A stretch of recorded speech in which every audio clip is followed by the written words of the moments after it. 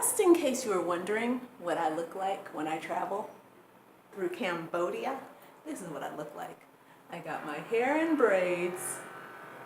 I got on a bandana to help catch some of my copious sweat. I got a hat to keep the sun off of me because I already got copious sweat. I had on a pair of shoes, but now that I'm inside, I've got the shoes off, my little socks, and some shorts. I took a 7-hour trip from Ratanakiri to Siam Reap. There were 10 adults and 6 children on the 13-seater bus. and there were a couple of chickens too. Actually, it's not a 13-seater bus. Oh, sorry. It's a 13-seater bus, but there was a motor scooter on the first row of seats, so the first 4 seats were all taken up by a motor scooter. So technically it was 16 people in a 9-seater bus. There were kids all over me. There were kids' feet all over me. And there were some moments where I forgot who I was and I sunk into shadow. And I took that as an opportunity to do some shadow work. And then I got the fuck out of that and was like really delighted. I had a really good time. Sweetest kids, sweetest families. And yeah, it was just really, really good. And I'm glad it's over. And I'm back at the River Village Manor, which is where I have stayed for the last 5 weeks. You might recognize the room. I've done plenty of videos from here. Oh, and they have this cute setup on the bed with rose petals. It says, "Welcome, welcome." That is so cute. So this is a big step up from where I was staying in Ratanakiri, where I had the, first I started off in a place with rats, well, 1 rat, which was my fault for the rat, by the way, because I brought food in, I forgot to take it out, and so I had a rat. The cockroach, that big, that came before the food. That was not my fault, that's just city living without walls. And then the second place, was a lovely bungalow in the jungle, which was just what I wanted so that I could explore my relationship with nature.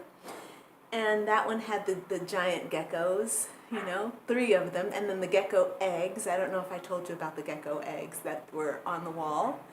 That was pretty wild. And then the giant spider, and then plenty of ants, plenty of mosquitoes, but a really good time. I made a new friend there, and maybe I'll talk to you about that later. So I got on the van today to come back here, and so I can do my work and get back into the swing of things and start easing myself back into life in the city, because I leave for Paris on Tuesday. And that is very good. Very good. Very excited about that, although, I've kind of lost touch. This is the problem when I come to Asia. I start becoming very much into the mode of the lifestyle here, and I start wanting to stay because I feel like I can get deeper into the culture. I can get deeper into the culture. I can get deeper into the lifestyle. I can get deeper into the language.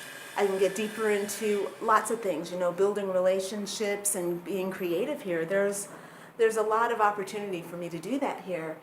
And as I was driving here, I'm like, should I try to stay in Cambodia for another 2 months? I bet I could really learn a lot about Cambodia.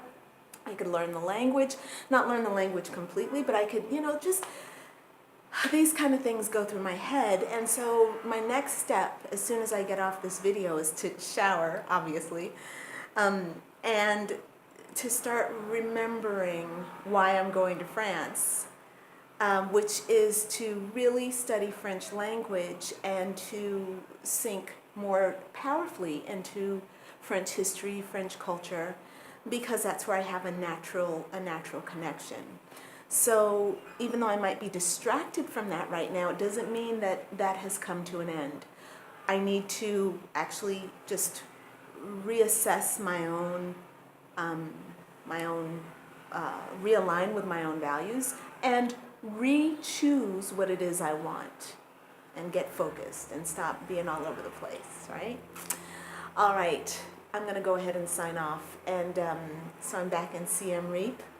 And I've got a bunch of broadcasts coming up. So tomorrow night, so Saturday night at 7 o'clock p.m., I'll be doing the weekly tarot forecast. That's 7 o'clock p.m. Pacific Daylight Time.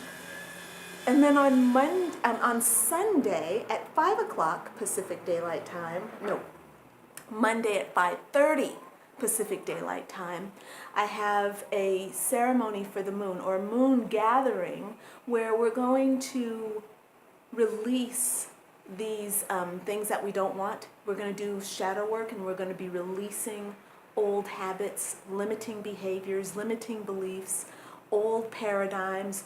It's time to get rid of the old and start ushering the new. So we're going to be setting that in motion on Sunday at 5:30 Pacific Daylight Time. You know, considering that I'm in Cambodia and I'm like 14 hours ahead of my friends in Los Angeles, so I'm 14 hours ahead of Pacific Daylight Time, I'm doing a pretty good job of getting the times right. I have to admit, in the last video I did when I was talking about the moon ceremony, I was off by 30 minutes. But you know what? I'm not off that often. Oh man. Okay, so I will check in with you later, and I hope to see you at one of my next live broadcasts that I've just mentioned.